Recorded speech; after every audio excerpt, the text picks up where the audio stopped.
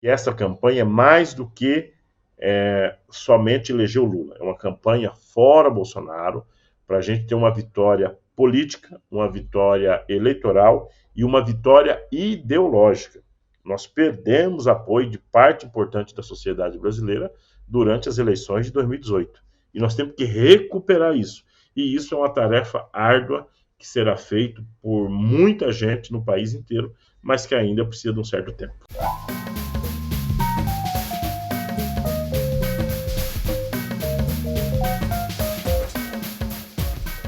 Olá a todas e a todos, está começando agora mais um Brasil de Fato Entrevista e hoje uma conversa com o dirigente nacional do MST, João Paulo Rodrigues. Como vai, João Paulo, tudo bem?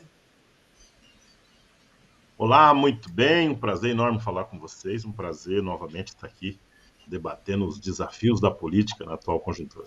João Paulo Rodrigues integra a direção nacional do Movimento dos Trabalhadores Rurais Sem Terra, o MST. Formado em Ciências Sociais, Rodrigues é assentado da Reforma Agrária em Euclides da Cunha Paulista, no Pontal do Paranapanema, onde coordenou as primeiras ocupações da região nos anos 80. Foi coordenador do escritório do MST em Brasília entre 2002 e 2006. Obrigado aí por achar um tempinho na agenda corrida, João Paulo. Queria começar com uma pergunta sobre o Movimento dos Trabalhadores Rurais Sem Terra. Nos últimos anos, ou pelo menos desde a eleição de 2018, o MST deixou de ocupar terras para a reforma agrária como uma tática estratégica. Há alguma outra estratégia do movimento para ter evitado esse tipo de ação? Ou só tem muito a ver com o aumento da violência no campo e um discurso também que foi propagado pelo presidente Jair Bolsonaro de violência, né? Contra sem terras, contra quilombolas, indígenas, enfim, que a gente já tem visto isso na prática. Olha, é importante que todos que estão nos acompanhando, Zé, que saiba que nós do Movimento Sem Terra temos como principal objetivo a luta pela terra, pela reforma agrária e por desenvolvimento do campo e transformação social. E ao longo dos últimos 10 anos, mais ou menos, houve uma diminuição significativa no número de assentamentos. Isso aconteceu no segundo mandato da presidente Dilma, depois no próprio mandato do governo Temer golpista e acabou literalmente o assentamento de famílias no governo do Bolsonaro. E de modo geral, as famílias vão para uma ocupação de terra, ou o MST incentiva e avança na ocupação de terra, quando tem uma perspectiva de que tenha um processo de assentamento, de regularização fundiária e algum programa do gênero, para que a gente possa avançar. Ou seja, nós não queremos ir para a terra só porque achamos bonito acampar. Nós queremos ir para a terra porque tem uma possibilidade de pressionar os governos, pressionar o Congresso Nacional e, ao mesmo tempo, avançar na reforma agrária. Com essa diminuição, o que nós priorizamos ao longo desses últimos anos, primeiro, foi garantir que as famílias acampadas, mesmo não tendo terra, mas também não sofresse despejo. E isso foi muito importante. Nós temos mais de 230 áreas com mandado de reintegração de posse das mais diferentes pedidos, e nós temos conseguido contornar junto ao judiciário, junto aos próprios fazendeiros, junto aos governos de estado, para que não disperse as famílias. Não tem aumentado a ocupação de novos latifúndios, mas as famílias continuam lá produzindo, cuidando da escola e assim por diante. A segunda medida do MST foi, ao longo desse período do Bolsonaro, não cair nas provocações do latifúndio, que está doido para matar um sem terra, doido para fazer qualquer tipo de ação mais violenta contra o nosso movimento e, ao mesmo tempo, aumentar a criminalização do MST. Então, nós evitamos fazer esse tipo de questões, ocupações, só grandes ações foram feitas no primeiro ano e logo depois tivemos a pandemia. Com a pandemia, o MST parou como um todo. E, por fim, é importante quem está nos acompanhando, nós jogou toda a prioridade política e ideológica do nosso movimento para fazer o trabalho de organização da produção, garantir que o nosso pessoal tivesse uma produção para a subsistência, para a venda dos seus produtos, mesmo durante a pandemia, e ainda tem uma sobra importante para a gente fazer uma política de solidariedade no país como um todo. Então, essas foram as prioridades do movimento ao longo desses últimos anos. E foi, inclusive, uma campanha muito forte, muito importante de doação de alimentos do MST por todo o Brasil, né? Ainda continua, o MST continua com essas campanhas? Tem tido grandes êxitos? Eu sei que em Curitiba tem muitas doações de toneladas e toneladas de alimentos que ainda estão acontecendo. Olha, é impressionante o quanto nós temos visto a população brasileira passar por uma fome, por uma miséria significativa. Você pega o interior do país, muitos problemas de fome, e aqui na capital ao mesmo tempo, nas capitais, né? Então, diante disso, foi que o nosso movimento organizou essa campanha de solidariedade. Nós distribuímos mais de 6 mil toneladas de produtos no país inteiro. Produtos bons, agroecológico, arroz orgânico, comida de ótima qualidade. E isso foi importante não só para as pessoas que receberam os produtos, mas foi mais importante ainda, Zé, para as pessoas que doaram. Ele levou o nível de consciência e deu uma importância política e histórica para o papel da reforma agrária, que é produzir comida para alimentar o povo brasileiro. João Paulo, o Brasil de fato publicou recentemente um levantamento apontando um aumento de 228% no número de armas importadas para o Brasil desde a eleição do presidente Jair Bolsonaro. Muitas dessas foram para o campo e isso tem sido uma bandeira do presidente, como a gente falou lá no começo. O MST teve problemas, inclusive agora recente, em Prado, na Bahia, enfim. Como é que tem sido também essa questão da violência no campo contra o sem terra? Olha, nós temos que ter um certo cuidado ao falar desse assunto, porque, olha, houve um aumento significativo do número de pessoas armadas no campo. Eu vi uma fala do próprio presidente Bolsonaro essa semana que ele disse que está distribuindo, autorizando 1.000 portes de arma por dia. Então, significa que ao final desse ano nós vamos ter ao menos 360 mil armas liberadas. Então, isso é o que nós estamos vendo no país como um todo. Parte desse armamento, ele está indo para a classe média urbana, que é quem tem quantidade de dinheiro para pagar isso. Nos clubes de tiro, nesses grandes aglomerados aí, de quem consegue pagar essas armas para ficar com ela. Cada arma dessa custa acima de 10 mil reais. A segunda situação que nós estamos vendo, Zé, é que o povo do campo, em especial os fazendeiros, está se armando. Mas ele não consegue armar o peão da fazenda dele, o capataz. O fazendeiro que tem a posse da arma continua morando aqui em São Paulo. E os trabalhadores dele, o jagunço, etc., não pode usar essa arma do fazendeiro. Então, o que ele está fazendo? Há um processo de contrabando dessas armas. Então, a arma sem regulamentação, sem nenhum tipo de acompanhamento por parte dos órgãos fiscalizador, que chega na mão dessas milícias para fazer ataque aos índios, ataque ao sem terra e assim por diante. O último relatório divulgado pela Comissão Pastoral da Terra revela um aumento de mais de 1000% no número de mortes por conflitos no campo em 2021. Em 2020 foram registradas 9 mortes. Já no ano passado foram 103 mortes, a maioria delas indígenas da etnia Yanomami atacados por garimpeiros. Agora, volto a dizer que, por enquanto, não houve um aumento de assassinato ou de ofensiva contra as famílias acampadas. Por esse motivo, primeiro que eu falei, que o MST não caiu na provocação. Infelizmente, o que tem acontecido é um aumento de violência, fruto dessa quantidade de arma, nas comunidades indígenas, nas aldeias, aonde tem aumentado significativamente o ataque, em especial de lobo solitário, como nós chamamos, que são bolsonaristas muito covardes, que sozinhos vão lá e atiram, ou faz coisas do gênero. Agora, eles sabem que, na medida que vai mudando a correlação de força, o bolsonarismo começa a ficar isolado, há uma perspectiva de mudança de governo, eles começam a ter preocupação e não sair dando tiro à torta e direito. Não significa que nós não devemos se cuidar. O que eu quero chamar a atenção é que nós devemos continuar denunciando essa quantidade de arma que utiliza no campo, e a forma de resolver conflito é com terra, com reforma agrária e não com mais arma. Legal. João Paulo, queria só fazer uma pausa na nossa conversa para chamar para o nosso papo aqui o Paulo Motorim, que é o nosso repórter lá em Brasília, e a gente vai juntar aqui o Paulo na nossa conversa para ele te fazer uma pergunta também. Acho que tem muito a ver sobre isso que a gente está conversando. Tudo bom, Paulo? Como é que vai?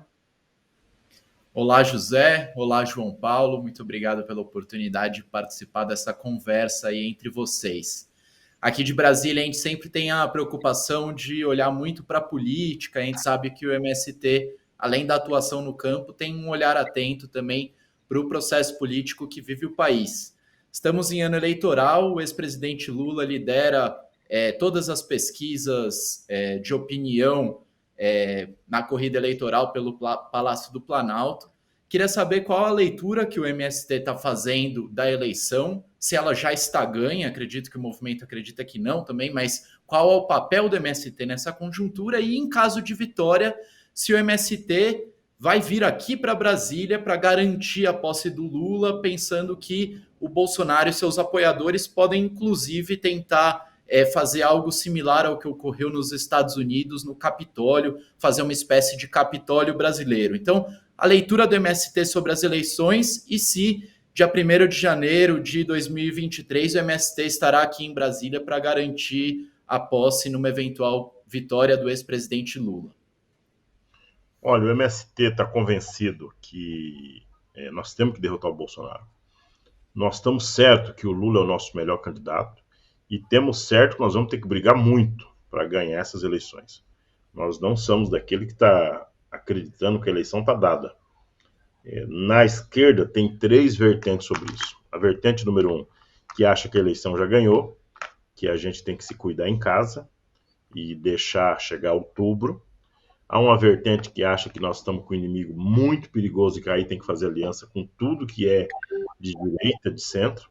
E tem nós que achamos que nem ficar em casa e nem se entregar para a direita, que nós temos que ir com o nosso candidato e temos 2 batalhas que tem que ser feitas. Uma da organização popular, aproveitar a eleição para fazer um grande trabalho de base com a sociedade, e uma segunda tarefa é a disputa ideológica, porque nós temos que ganhar, mas nós temos que governar. E só é possível isso ser feito se nós avançar em ter uma maioria na sociedade que queira o governo Lula. Nós temos que ter uma maioria que contra o Bolsonaro e uma segunda maioria que defende o governo Lula para poder governar.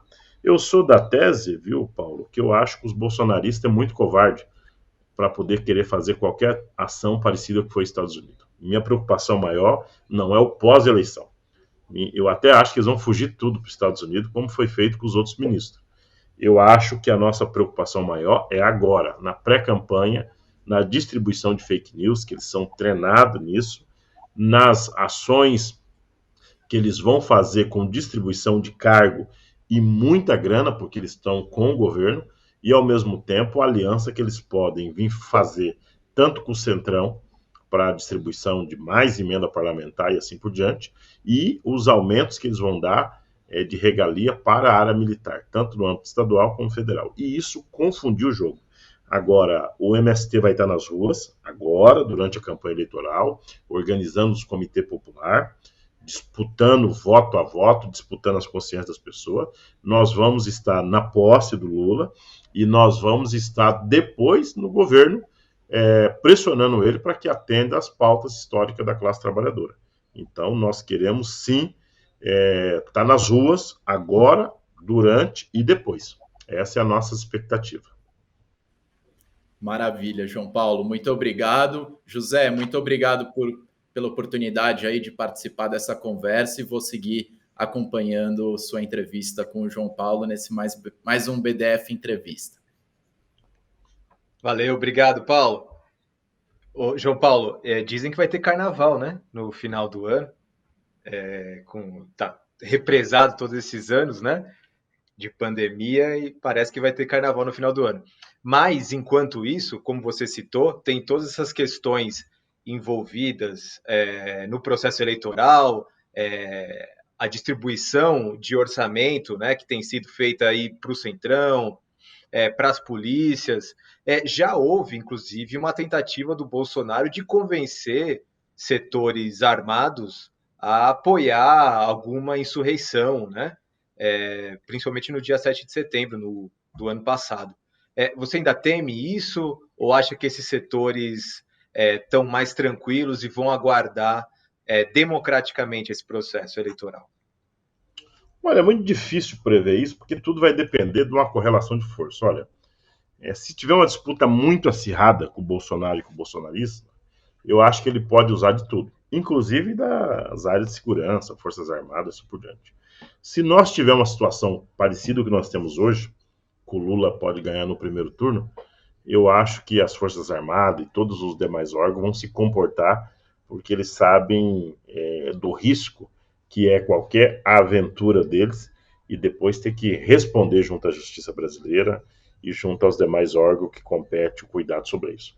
Eles já tentaram de tudo, mas não se mostraram até agora para que veio. Eu, outro dia, desde uma entrevista aí, os bolsonaristas ficaram bravos, que eu dizia que, a depender da bravata do bolsonarista, o STF, na figura do Alexandre de Moraes, cuida dele sozinho.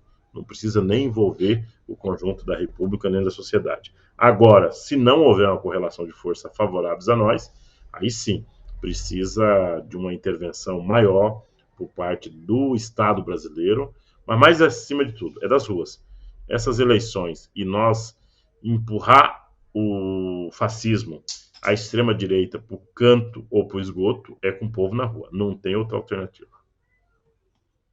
Você falou na última resposta sobre a necessidade de a gente analisar todo o cenário da conjuntura política, né? E aí você citou também apoios possíveis ao ex-presidente, ao centro, à direita. Há no horizonte a possibilidade de aliança com o ex-governador Geraldo Alckmin, ex-governador aqui de São Paulo, Geraldo Alckmin, para ser vice do ex-presidente Lula. Há sinalizações do ex-presidente Lula indicando para a escolha de um vice que garanta a governabilidade, caso a chapa dos dois seja vitoriosa em outubro. Como é que o MST tem analisado essa aliança? Olha, eu tenho insistido por aí, Zé, e os demais que estão nos acompanhando no jornal, que nós estamos na terceira etapa da luta fora Bolsonaro, da luta contra o fascismo. E acho que a primeira etapa foi vitoriosa, que foi quando tiramos o Lula da cadeia e conseguimos reconquistar os direitos políticos dele. A segunda etapa foi durante a pandemia, quando nós conseguimos um avanço importante, que foi os direitos da pessoa ter sua quarentena e ter auxílio emergencial. E todas as lutas que nós fizemos depois, mais de 7 grandes manifestações. Eu acho que isso é relevante, é bastante importante. E o terceiro fronte, o terceiro embate é agora nas eleições. Por isso que eu não sou dos mais otimistas de que está tudo resolvido. Pelo contrário, nós temos uma batalha a seguir. Depois que nós cumprir essa batalha, que é a luta não só contra o bolsonarismo, mas tudo, uma luta contra o golpe, é que eu acho que nós vamos poder pensar o Brasil diferente da situação que está hoje. E para essa briga da luta contra o golpe, contra o bolsonarismo, eu acho que nós vamos ter que fazer uma aliança ampla, eu não tenho nenhuma preocupação com isso, porém, no entretanto, eu acho que nós temos que ser muito cauteloso no programa. E o programa é o que decide e o que vai influenciar como é que vai ser o governo. Por exemplo, o Lula não pode deixar de falar à sociedade e a quem quer estar nesse palanque do tema da soberania nacional, da importância do papel do Estado no combate à fome e da miséria, que ele vai avançar além da distribuição de renda, à distribuição de riqueza, que haverá uma política dura de reforma agrária, que vai distribuir terra, que haverá uma política de reforma urbana e que nós vamos ter, sem dúvida nenhuma, um governo que vai respeitar a democracia e que vai radicalizar as políticas públicas. Se isso não tiver claro, as alianças ficam confusas. Se isso estiver claro, não tem nenhum problema que neste palanque tenhamos a coloração de todos que lutaram fora Bolsonaro. E nesse cenário que a gente vê hoje, uma correlação de forças em que a direita estava muito presente na política brasileira, agora, obviamente, no período eleitoral e com o Lula como um dos principais candidatos, a esquerda ressurge, as alianças ficam mais amplas, há também a expectativa de uma federação com partidos progressistas. É possível, nessa correlação de forças, forçar, colocar ao presidente Lula, por exemplo, que ele se direcione mais à esquerda do que ao centro, por exemplo, que é uma pauta que virá, por exemplo, do campo do financeiro, da mídia, enfim, haverá também muita pressão para que seja mais uma vez um PT cor-de-rosa ou qualquer coisa do tipo, né? Eu acho que não há grandes problemas referente a isso, não, porque o Lula já tem experiência. Eu acho que nem pode se criar uma expectativa que o Lula vai dar cavalo de pau na economia, ou mesmo no jeito de governar, nem achar que nós vamos ter um governo mais à direita do que foram os governos do PT. A gente já sabe mais ou menos o tom que vai ser. Eu acho que o que vai depender, viu, Zé, e os demais que estão nos acompanhando, é o apoio popular que ele vai ter. E isso ainda não está muito nítido. E apoio popular é diferente de voto.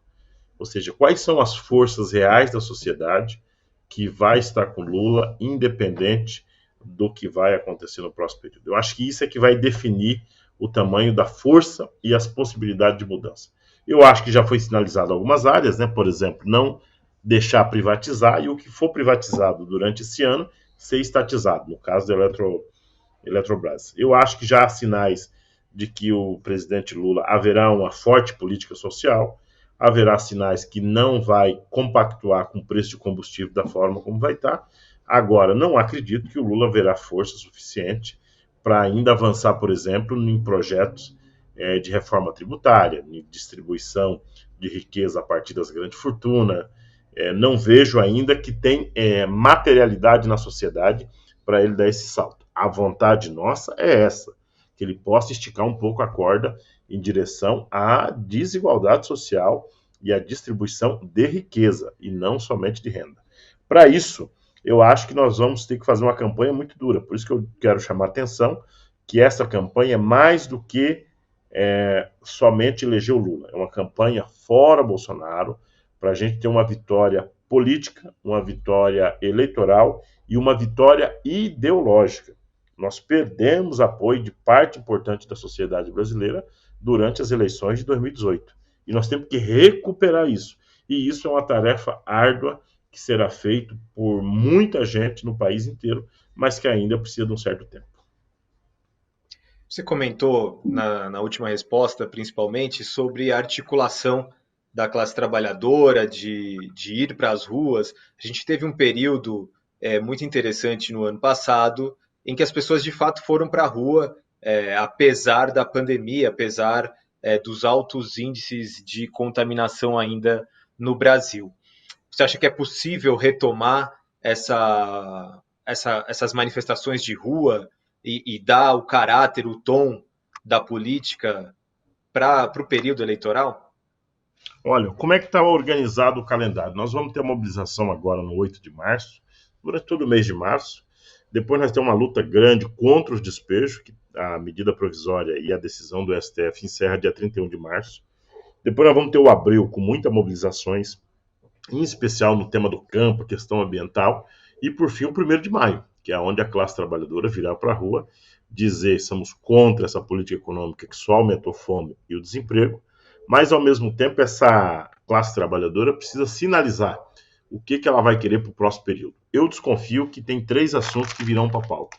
O primeiro, a revogação da reforma trabalhista, que é uma pauta muito importante para a categoria. O segundo, a geração de emprego e renda. E o terceiro, que eu acho que é um assunto muito importante, é a retomada de um salário mínimo que dê conta de comprar os produtos, de ter compra de competir ao menos com o valor dos alimentos que está hoje, que é um absurdo. Então são pautas muito boas que virão nesse calendário de luta. Acho muito difícil, em função inclusive da pandemia, nós ter tempo de fazer grandes mobilizações de massa esse ano. E temos que ter muito cuidado para não cair nas provocações da direita. Mas é importante que o povo ocupe a rua, de um jeito ou de outro, tem que estar nas ruas, na luta e assim por diante. Eu brinco que é um momento de ocupar as ruas, redes e as roças. Ou seja, tem que ter uma presença militante em todos os espaços políticos da sociedade. Maravilha. João Paulo, para a gente terminar essa conversa, chegamos já ao fim do programa. Queria perguntar para você, que acompanhou de perto todo o processo político de 2016, o golpe contra a presidenta Dilma Rousseff, recentemente, obviamente isso já havia sido dito por outros atores políticos, mas o ministro Luiz Roberto Barroso disse em uma entrevista que o golpe contra a presidenta Dilma Rousseff, o impeachment contra a presidente Dilma Rousseff, não tinha nenhum caráter de corrupção. Ou seja, foi tão somente um acordo político que retirou a presidenta Dilma do poder.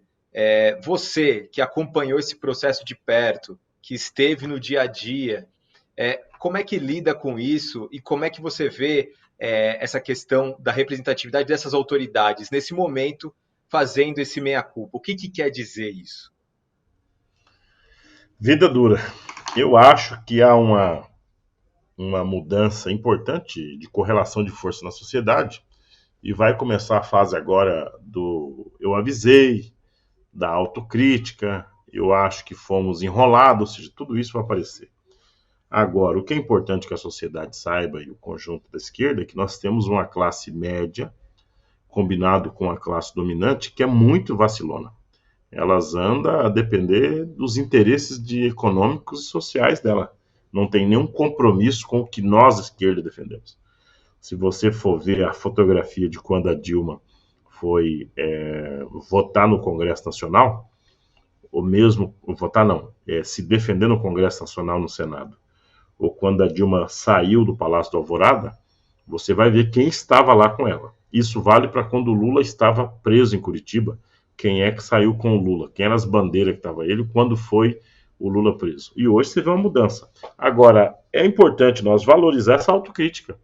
Acho que é importante, antes tarde que nunca, que eles reconheçam que erraram e que foram golpistas e que foram fascistas, mas estão reconhecendo o seu erro. Agora, nós temos que ter claro que em alguma outra medida a história vai cobrar caro desse setor. Agora, nós não podemos ser vingativos e muito menos não aceitar a autocrítica desse setor e, claro, trazer sempre para o nosso lado.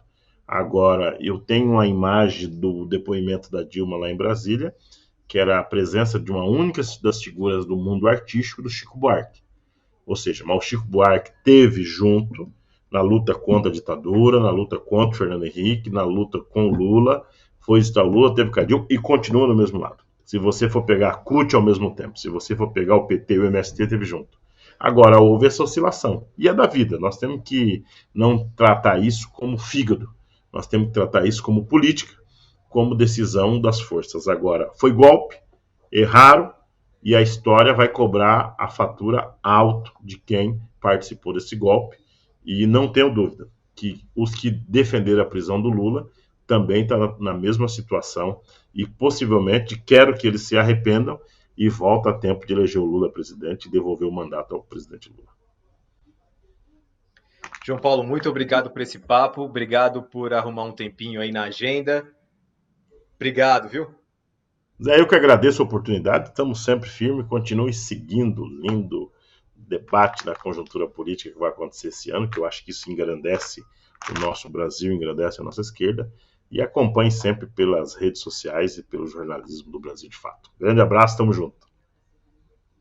Tchau, um abraço.